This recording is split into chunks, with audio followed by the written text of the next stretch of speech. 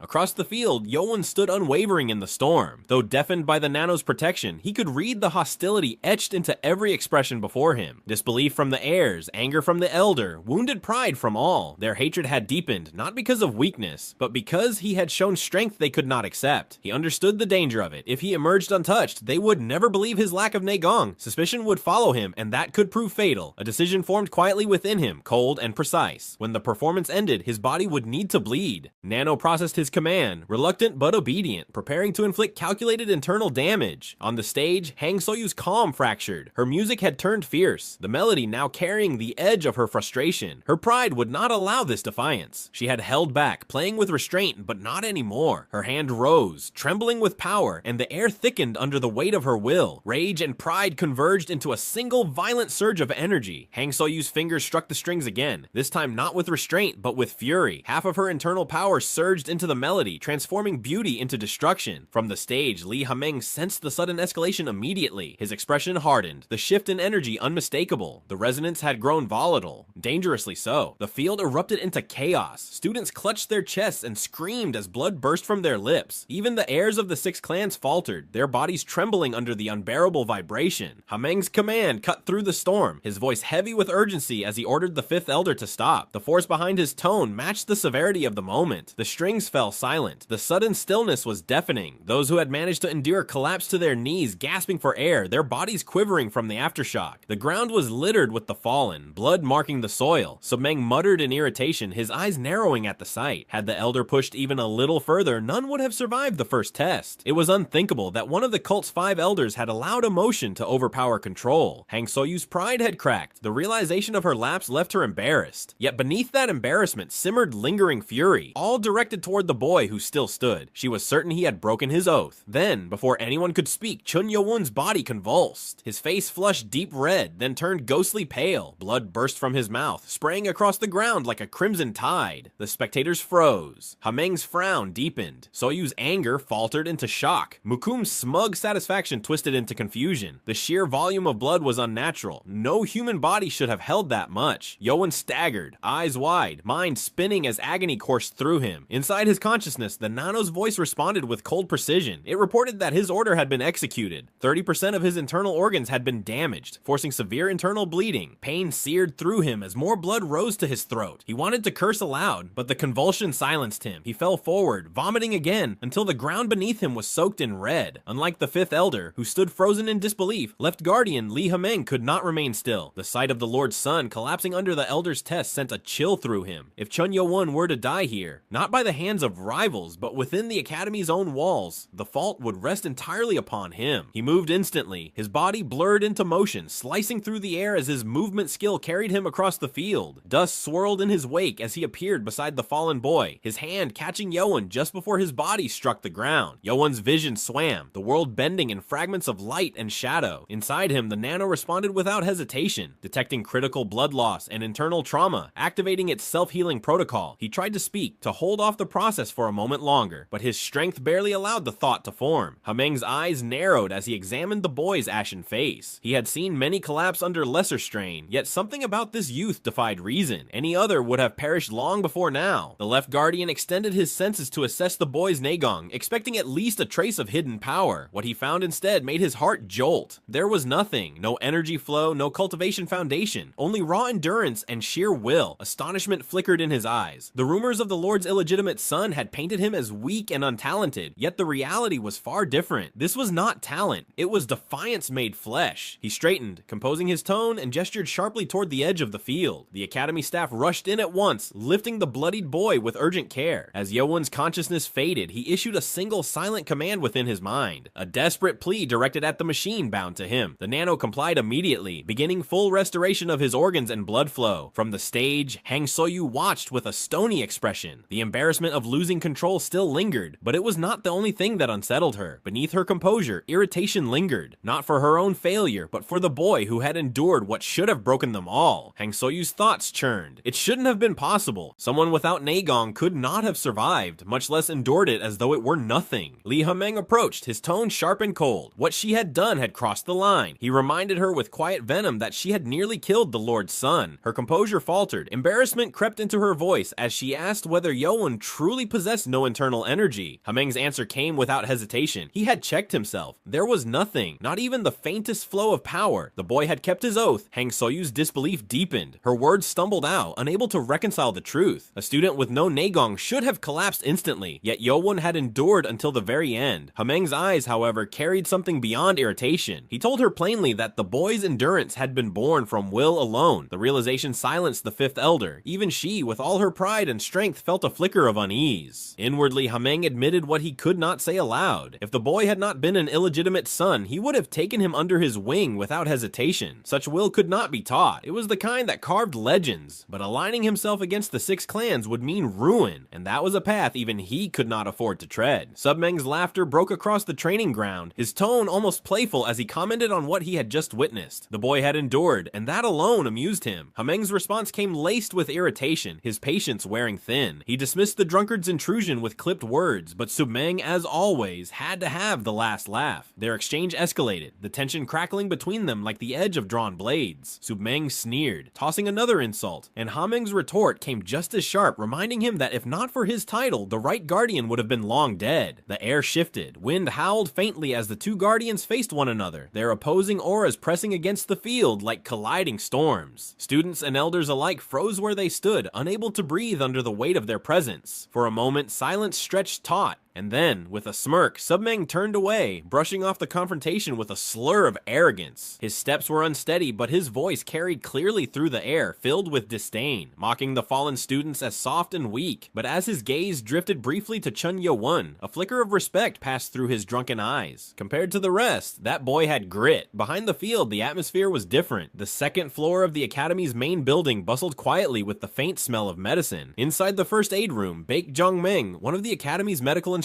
was preparing herbs and bandages. His eyes gleamed with anticipation. To him, the academy's opening day was a chance to study injuries firsthand, to learn, to observe, and perhaps to impress the elders who oversaw medical affairs. Then came the pounding on his door. Voices called out urgently from the hallway. He turned, excitement already stirring. Patience this soon meant the day was already interesting. The door burst open. Two academy staff entered, struggling to carry a body soaked in crimson. Jongmeng's eyes gleamed with unrestrained excitement the moment the staff burst through the door. A patient on the first day, and exactly what he had hoped for. His enthusiasm filled the room, his voice booming as he declared that the demonic academy truly was the best. The staff exchanged uneasy glances, quietly acknowledging what they had heard. That this man, Baek Jong-woo's student, was brilliant, but utterly consumed by his obsession with medicine. Still, Jongmeng motioned for them to hurry, his tone snapping from glee to focus. But as he turned to examine the body on the stretcher, his expression shifted in an instant. His excitement drained away, replaced by alarm. The boy laid before him was drenched in blood, blood. Jong-meng froze. The wounds didn't make sense. There were no cuts, no blades, nothing visible. Yet the damage was severe. He questioned what kind of test could leave a person in such a state. The staff shook their heads gravely. The injury wasn't from any weapon. It was internal, deep, unseen. The left guardian himself had ordered that the patient be treated with special care. Jong-meng's mind raced. In his 10 years of study under Baek Jong-woo, he had treated all manner of injuries. Broken bones, crushed ribs, ruptured meridians, but never this much blood from an internal collapse. It was a medical puzzle unlike any he had seen. He nodded to the staff, assuring them he would handle it, and they turned to leave. But as they exited, one of them paused, caught by something odd. For a fleeting moment, he thought the boy's face looked healthier, less pale. His superior barked at him to move, and he dismissed the thought with a nervous laugh, following the others out. Silence settled over the room once they were gone. Jong-meng sat beside the bed, his fingers pressing lightly against the boy's wrist to read the pulse. And then, a twitch. Cheon Yeo-Woon's eyelids fluttered open, the dim light reflecting faintly in his eyes. His body still ached, the pain dull but persistent. He realized at once what had happened. The nano's healing had worked too well. He had felt the pain fade as he was being carried up, and that alone could have drawn suspicion. To avoid it, he had ordered the nano to stop the recovery midway. Jong-meng's brow furrowed as he examined the unconscious boy. His fingers lingered on Yeo-Woon's wrist, reading the pulse carefully. It was irregular, erratic and fast, a clear sign of internal trauma, but even so, something about it didn't make sense. He muttered under his breath, confused by the contradiction before him. No external wounds, yet the sheer amount of blood was excessive. Even biting through one's tongue wouldn't cause this much loss. Still, he resolved to begin treatment the old-fashioned way. Acupuncture first, stabilize the energy flow, then assess the damage. As he was about to start the treatment, the door burst open with a crash. The sudden intrusion sent him stumbling backward until he landed unceremoniously on the floor. His gaze snapped toward the doorway, and his expression instantly soured. A man stood there, reeking of alcohol. It was the right guardian, Submeng. Submeng's laughter filled the room. He teased the younger doctor, recalling him as the timid apprentice who used to cling to his master. Jong-meng's inner thoughts churned with quiet frustration. That same infuriating tone, the one that always carried just enough arrogance to make his skin crawl. Still, he forced a polite laugh and asked what brought the right guardian to the infirmary. Someone of his rank had no reason to visit unless seriously injured. The guardian's grin turned sharp, his voice dropping to a darker register as a faint bloodlust laced his words. Jong-meng immediately straightened, bowing awkwardly and offering an unconvincing laugh, trying to diffuse the tension. Submeng ignored him completely. His gaze had already drifted past the doctor, settling on the figure lying motionless on the bed. Meanwhile, Yeo-Woon, though feigning unconsciousness, could sense the man's presence instantly. The thick stench of liquor filled the air, sharp and oppressive. His mind tightened. If that man had seen through his act, if he suspected that Yeo-Woon was not as injured as he appeared, the consequences would be unpredictable. The heavy stench of alcohol filled the air as Submeng approached with a wide grin, warning that if Yeo-Woon continued to pretend, he would smack him. A sudden wave of internal energy surged through the room, lifting Yeo-Woon upright from the bed. His body, still weakened and unhealed, could not resist as the force pinned him in place. Realizing there was no use in continuing the act, Yeo-Woon opened his eyes and found himself face to face with the drunken man he had seen earlier on the stage. He was caught.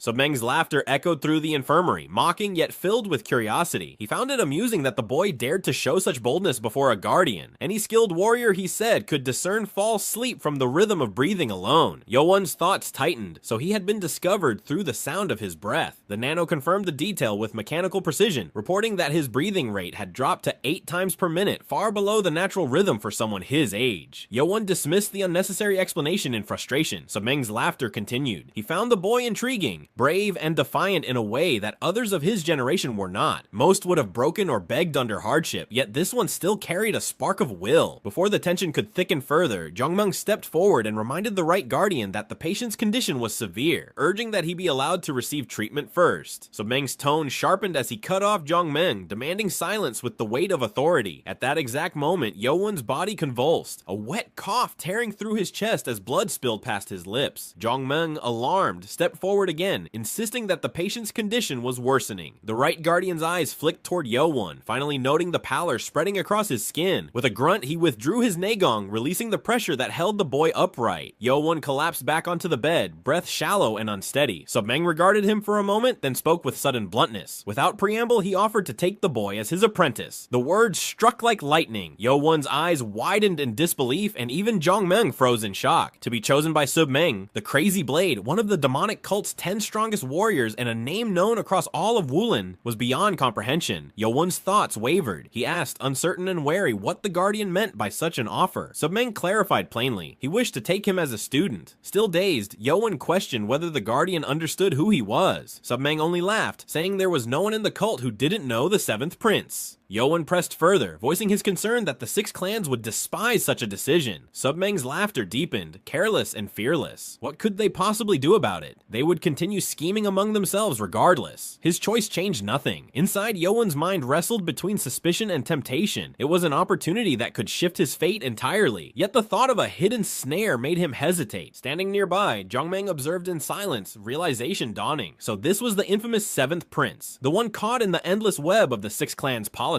He had expected deceit, but not cruelty on this scale. To think they had gone so far as to make him spill that much blood for their power games. It was beyond shameful. Yeo-Woon hesitated, still reeling from the sudden offer. He admitted he didn't know how to respond. It was too abrupt, and he was expected to have a teacher once the academy training began. Submeng's patience thinned instantly. His irritation flared as he barked that if the boy kept acting hesitant, it would look as though the mighty Right Guardian was begging for a disciple. He tilted back his bottle and drank deeply. Behind the drunken sharpness, a thought flickered in his mind. The boy was cautious, overly so, but that was expected of someone who had grown up surrounded by deceit and danger. Submeng set the bottle aside and leaned closer. His tone shifted from annoyance to something sharper, baiting Yeo-Woon's resolve. If the boy needed proof, he would give it. From within his robes, he produced a piece of wrinkled parchment and placed it firmly on the bed. Yeo-Woon's eyes moved to the paper, confusion evident. Submeng told him that what lay before him was exactly what he needed most. The one thing that could ensure his survival in the demonic academy. He reminded Yeo-Woon of his situation as confined to the infirmary the very day the academy began. Others were already moving ahead, training, competing, and growing stronger. Even if Yeo-Woon had passed the first test through sheer willpower, that alone wouldn't carry him through the next. Without Naegong, his chances of advancing were nearly non-existent. Submeng's voice grew firm. A warrior who failed to stay ahead was as good as dead. If Yeo-Woon stayed in this room for weeks, his rivals would widen the gap until it was impossible to close. Yeo-Woon clenched his fists under the blanket, unable to argue. The logic was undeniable, yet he couldn't leave so soon without drawing suspicion. Submeng watched him quietly, then asked if he knew why the red-haired left guardian had personally ordered him to the infirmary. Yeo-Woon assumed it was because of his internal injuries, but Submeng's laugh was bitter. Of course that was the reason, he said, but didn't it strike him as odd? There were dozens of students who had suffered internal damage during the test, yet none of them had been sent here. He explained that most martial artists could recover such injuries through meditation alone. Treatment from a doctor or medicine only hastened the process. There was no real need for anyone to be hospitalized. Except him. The implication settled heavily in the air. The others could heal on their own. He finally understood why he had been left alone in the infirmary. Because unlike the others, he could not heal himself through meditation. That was the reason they had isolated him. Submeng watched the recognition settle over him and grinned inwardly. The boy was sharp, cautious, and thoughtful. Almost there. It was time to drive the point home. His tone hardened as he reminded Yeo-Woon of his weakness. A student who couldn't even meditate to recover. How could someone like that hope to heal internal wounds quickly enough to keep up? Yeo-Woon's thoughts flickered in defiance. It was possible, though he could never admit why. With Nano's self-healing system, he could recover faster than any normal warrior, but Submeng's reasoning still stood. If he wanted to advance to the next stage, he would need Naegong. He spoke up, recalling what Hameng had promised, that passing the first test granted access to the first floor of the academy's library and the reward of a medicine ball. Submeng's laughter erupted, rough and amused. He called the redhead forgetful, saying there was something important Yeo-Woon hadn't been told. When Yeo-Woon asked what that was, the Right Guardian explained it plainly. The academy's library wasn't freely accessible. It was a heavily restricted vault. Students could only enter once after passing each stage. The words caught Yeo-Woon off guard. The freedom he'd imagined was an illusion. Submeng continued, his voice low and deliberate. The library's most precious knowledge was guarded under strict control, and even those allowed entry could remain only for 2 hours on the first floor. Yeo-Woon exhaled heavily, the weight of it settling in his chest. Every step forward was met with another barrier. Every gain followed by another test. It felt like climbing a mountain, only to find another rising behind it. Submeng explained that time within the library increased with each stage cleared, but access came with strict rules. Nothing could be written or copied. Every lesson had to be committed to memory before leaving. Memorizing even 2 books was considered remarkable. Yeo-Woon's eyes glimmered faintly. What others saw as limitation, he saw as an opening. With Nano's scanning ability, he could absorb hundreds of texts within those 2 hours. Knowledge beyond what any student could dream of. Submeng continued, for someone Even without Naegong, surviving 4 years in the demonic academy would be a merciless ordeal. Yeo-Woon understood the truth behind those words. Every other candidate had entered the academy already armed with their clan's martial arts and internal power. He had neither. Against the 6 clans' heirs, strength and skill were the only shields from death. If he was to survive their hatred, he needed power. And perhaps a powerful ally. His gaze shifted toward the crumpled parchment beside him. He asked if the text upon it contained the breath of Naegong. Submeng's grin returned, sharp and amused. The boy was quick. He confirmed that it was indeed the fundamental technique of breathing that formed the basis of all internal energy cultivation, and if Yeo-Woon accepted him as his teacher, he would teach it to him immediately. Yeo-Woon hesitated no longer. Whatever the Guardian's true intentions, he needed a foothold within this world, someone capable of shielding him from the 6 clans' reach. What he had been denied by oath, he would now claim. This was his moment. With effort, he pushed himself upright, his body trembling from exhaustion and pain. Submeng watched silently, curiosity flickering behind his drunken eyes. Then, Yeo-Woon lowered himself to the floor and bowed deeply, his voice steady despite his trembling frame. He accepted the Right Guardian as his teacher and swore to become his student. Submeng's expression shifted into satisfaction. Yeo-Woon remained bowed, enduring the pain that coursed through him, and performed the second bow, the bow of commitment. As Yeo-Woon bent forward for his final bow, an invisible force lifted him upright. The pressure was firm yet steady, the unmistakable surge of Naegong. Submeng's voice cut through the air, low and commanding. He told him to stand, declaring that the blood of Chun should never bow to anyone except the Lord himself. With a faint cough, Submeng shifted his tone, masking excitement behind his usual gruffness. He instructed Yeo-Woon to rest for the day and study the note he had left behind until his return. Before leaving, he gave Jongmeng a light, careless punch on the shoulder, calling him his henchman and ordering him to take care of his new student. Jongmeng winced from the unexpected blow as Submeng left the room with that same crooked grin. Jongmeng rubbed his arm and muttered in disbelief, remarking how the Right Guardian seemed genuinely amused for once. He turned to Yeo-Woon and asked if he was alright. Yeo-Woon nodded weakly, his voice faint but steady. It truly felt as if a storm had passed through the room. Jongmeng smiled, half in relief and half in disbelief. He congratulated Yeo-Woon for becoming the disciple of the Right Guardian, a man feared and respected across the entire demonic cult. Yeo-Woon thanked him sincerely. Jongmeng then observed the boy's pale complexion, remarking on how his body had endured so much. Internal injuries, exhaustion, and now this sudden turn of events. He promised to fetch the acupuncture tools and asked Yeo-Woon to rest until then. When he left, silence settled again. Yeo-Woon sat still, his thoughts calm yet heavy. In this academy filled with enemies and unseen dangers, fate had handed him 2 allies, Nano and the Right Guardian. For the first time, the path before him no longer felt utterly alone. Inwardly, he whispered to the memory of those who had protected him, his mother and guard Jang. In this cruel world, he finally had someone standing by his side. Jongmeng returned with his instruments, neatly arranged in a tray. He announced that the preparations were complete and that they could begin the treatment. Yeo-Woon hesitated for a moment before asking if his condition was truly that severe. Jongmeng's tone turned serious as he explained the situation. The internal injuries were extensive, and even under his care, it would take at least 11 to 15 days before Yeo-Woon could participate in the academy's next tests. The words struck Yeo-Woon like a blow. His eyes widened in alarm. Time. That was the one thing he couldn't afford to lose. Inside, his thoughts churned rapidly. If Nano began the self-recovery process, his body would heal almost instantly, but healing that fast would raise suspicion and expose what he carried within him. Yet, if he chose to undergo ordinary treatment, he would fall behind the other cadets, blind to what came after the first test. Jongmeng tried to reassure him with a faint smile, insisting that Yeo-Woon shouldn't be too discouraged. If it were any ordinary doctor, recovery would take months. His own training under Baek-Jong-woo would make the process far shorter. Yeo-Woon still looked disheartened, his mind caught between concealment and progress. Jongmeng noticed his frustration and lowered his voice. With a quiet, knowing tone, he added that he would pretend not to know that Yeo-Woon was learning martial arts under the Right Guardian. Grateful, Yeo-Woon thanked him sincerely and promised that he would return the favor someday. Jongmeng waved the words aside with a faint chuckle, saying he expected nothing in return. Then, with his usual directness, he tore open Yeo-Woon's clothes in one swift motion for the acupuncture session, only to freeze at what he saw. His eyes widened in disbelief. Though he knew the boy had never trained in martial arts, Yeo-Woon's physique was far from weak. His muscles were lean and balanced, shaped with unnatural precision. Jongmeng studied him silently, trying to make sense of it. It wasn't the result of Naegong training, that much was certain. Perhaps, he thought, the boy had trained in Weigong, strengthening his body through sheer physical endurance. Without dwelling further, Jongmeng picked up the acupuncture needles and began the procedure. The first needle, he explained, would go directly into the center of the chest. But before the metal could pierce his skin, Nano's mechanical powerful voice echoed sharply in Yeo-Woon's mind. It had detected a threat and immediately activated the body's self-defense protocols. Yeo-Woon's eyes widened. He quickly ordered Nano to stop. This wasn't an attack, it was treatment. He explained that the doctor's actions were deliberate and safe. At once, Nano acknowledged his command and deactivated the defense mode. It warned, however, that any action causing harm to his body without prior notice would be treated as hostile. Yeo-Woon agreed, telling it not to react to anything he willingly accepted from this point onward. The needles began to slide into precise points along Yeo-Woon's body, the chest, below the heart, and down the arm. As the treatment began, a wave of relief spread through Yeo-Woon's abdomen. The sharp pain in his stomach began to fade. Nano quietly analyzed the procedure, retrieving internal data from its medical database. It informed him that the 6 acupuncture points being used were directly linked to accelerated regeneration in the stomach region. Yeo-Woon listened to the explanation, quietly impressed. The information came to him more naturally this time, clear and easy to understand. Jong-Meng watched him for a moment, then instructed him to rest while the acupuncture took effect. Yeo-Woon gave a faint nod, closed his eyes, and let the calm settle in. Though Yeo-Woon lay still on the bed with his eyes closed, sleep refused to come. His body remained unmoving, but his mind churned restlessly as Nano's constant explanations filled his thoughts. Every word, every mechanical update made it impossible to rest. He sighed inwardly, frustration flickering beneath his calm expression. Then a thought crossed his mind, one that could solve everything. If Nano could heal his internal injuries completely, this entire recovery process would be finished in moments. But healing too fast would only draw suspicion from the doctors and the academy staff. He needed to appear weak, yet still recover enough to train. After a moment's pause, he gave Nano his command. He asked if it could repair his injuries while still making it seem as though he were wounded. Nano responded immediately, its tone clinical and precise. Once the internal recovery was complete, it confirmed it could alter his pulse to imitate the rhythm of a patient still suffering from organ damage. A faint smirk tugged at Yeo-Woon's lips. The plan was perfect. If he could deceive Dr. Jong-Meng for even 2 weeks, he would have enough time to secretly train under the right guardian and begin learning Naegong. He gave his order without hesitation. Heal him completely, but keep up the illusion of injury when the doctor checked on him. Nano acknowledged the command and activated the self-recovery mode.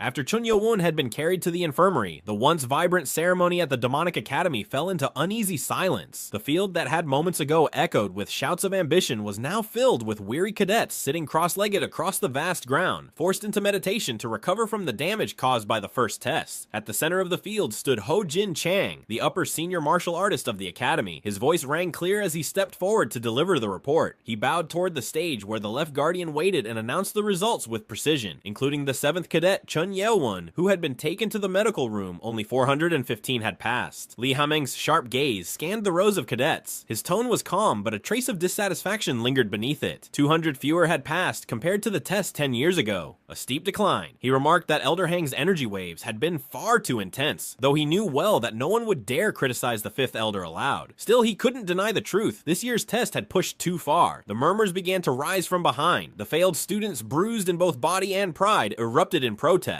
Their voices shook with anger as they demanded fairness, unwilling to accept that their failure had been sealed by a test they deemed unjust. The instructors, however, were merciless. Their expressions hardened as they stepped forward, eyes cold with authority. When the uproar refused to quiet, one of them barked out a single command that cut through the noise like a blade. All rebels were to be expelled. The order was carried out instantly. The rebellious cadets, shouting and struggling, were struck down and dragged off the field. Their cries faded into the distance as the academy's gates closed behind them. Ho-Jin Chang watched the scene with quiet disapproval, shaking his head. Those who stood at the front now, the heirs and prodigies of the 6 clans, had already proven their superiority. The expelled ones, too blinded by their frustration, had thrown away even the chance to learn from defeat. Ha-Meng's voice broke the silence again, colder this time. He admitted that were he in their place, he might have called it unfair as well. Yet fate did not favor the weak. It was because of Cadet 7, the one who had endured what none others could, that the 5th Elder's intensity had risen so dangerously. He paused before concluding flatly. Those without skill or fortune simply met the fate they deserved. Ho-Jin Chang reported to the left guardian that among those who had survived the brutal first test, a number of cadets stood out as truly exceptional. Most of the survivors were still deep in meditation, tending to their internal injuries, yet the heirs of the 6 clans, along with 8 others from the upper families, had shown a level of strength that placed them far above the rest. Ha-Meng's sharp eyes swept across the field, silently assessing them. To withstand Elder Hang's energy waves without collapse would normally require decades decades, even centuries of accumulated naegong. Yet among the exhausted cadets, two remained steady. The Dark Clan's Cheon Moo-yeon and the Blade Clan's Cheon Yu-chan. Their endurance revealed frightening potential, and Hameng found himself quietly entertained by the thought of the rivalry that would soon unfold between the two clans. Once his assessment was complete, Hameng addressed the field with commanding authority. The surviving cadets were formally acknowledged as members of the Demonic Academy and were to receive bronze medals, the mark of the Academy's lowest rank. For the next 4 years, they would train, compete, and rise in power through their own strength alone. He imposed the Academy's first rule with absolute finality. No cadet was permitted to speak ordinary affirmations. Within these grounds, obedience had only one word, motto. That single answer was the embodiment of discipline and allegiance. A surge of unity followed as every cadet responded in one voice, the echo rolling through the field like thunder. Hameng's expression softened slightly, satisfied by the sound of perfect order. With ceremony concluded, he ordered the formation of groups. Instructors spread across the grounds, organizing the students according to their lineage, potential, and performance in the test. Master Chang's commanding voice cut through the noise of the field, ordering the cadets to attention. In a swift and synchronized motion, every student straightened and echoed motto in response. Hameng stepped forward. His tone was cold and deliberate as he outlined the next phase of their trials. The second test, he declared, would determine who among them was worthy of advancing to the rank of mid-level warrior. Every cadet would face this stage together, and it would demand not only strength but mastery of tactics and battlefield strategy. He gave them their time frame, 20 days. The reaction rippled through the crowd in silent disbelief. The pressure was suffocating. 3 weeks to prepare for a test that could decide their future within the academy felt impossibly short, yet Hameng's gaze offered no sympathy.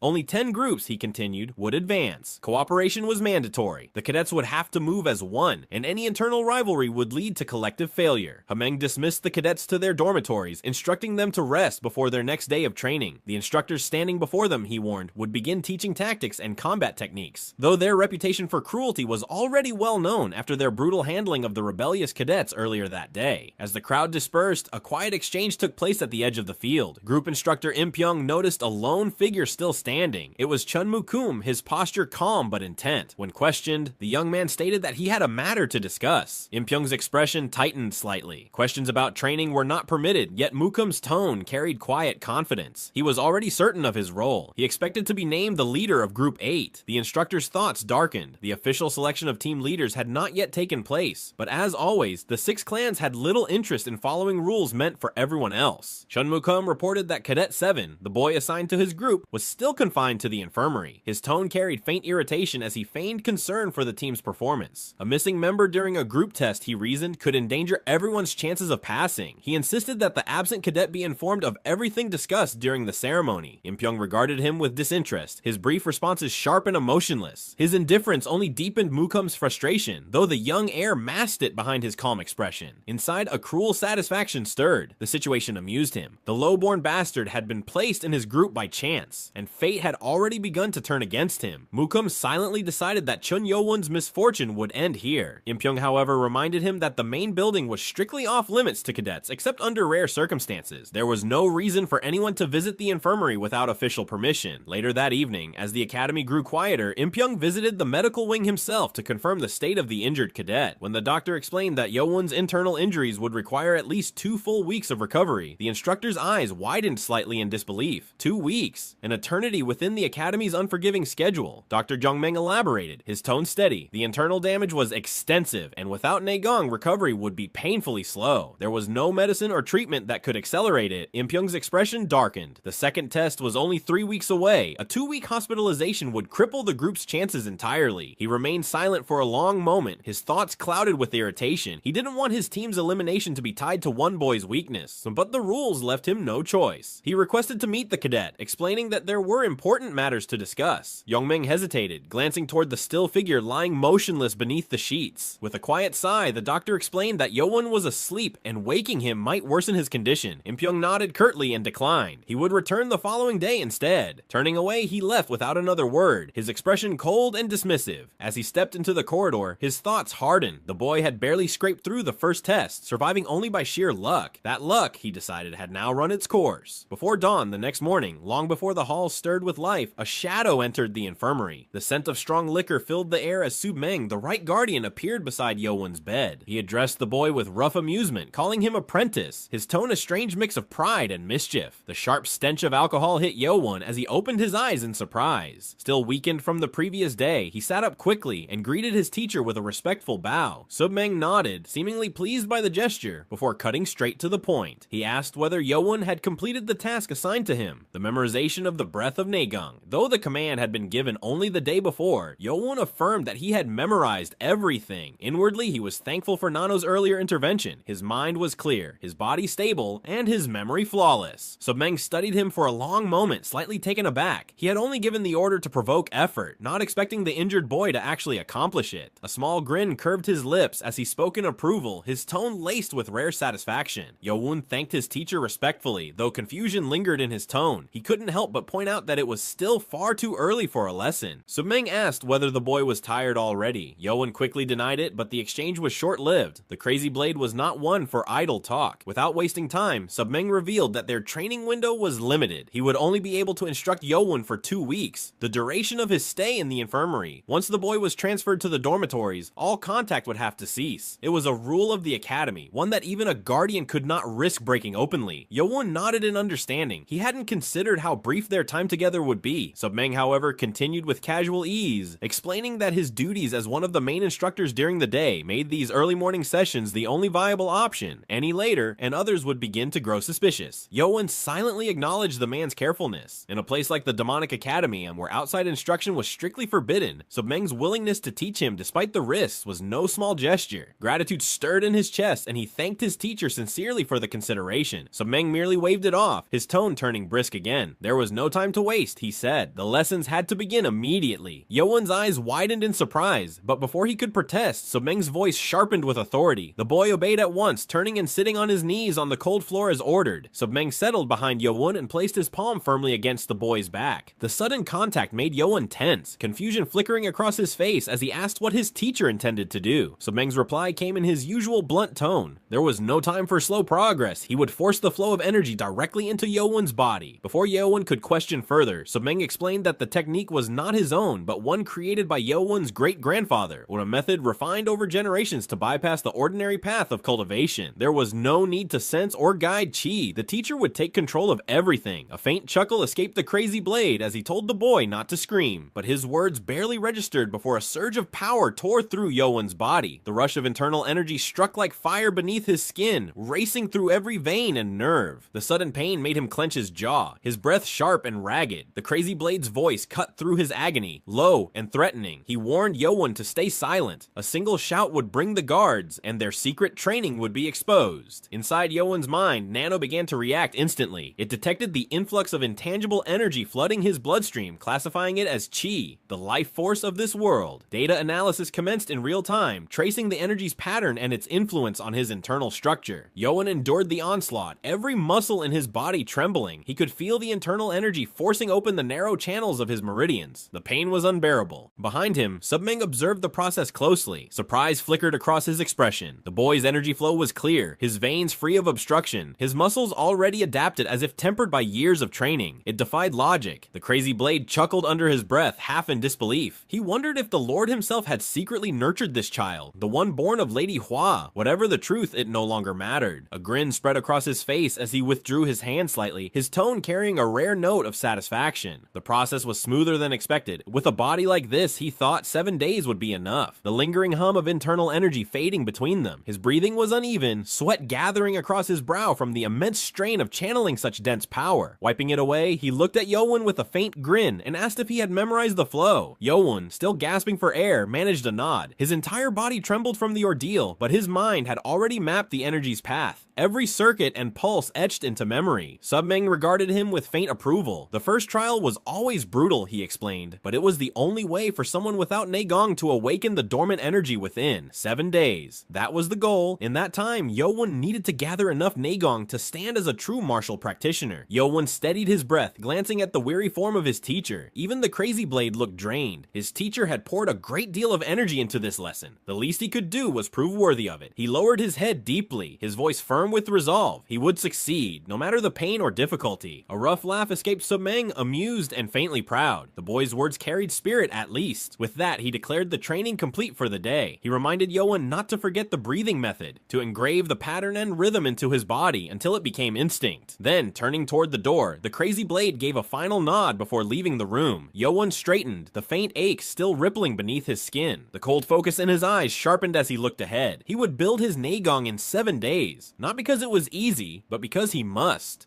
Thanks for watching. Like, share, and subscribe if you enjoyed it. Until next time, happy watching.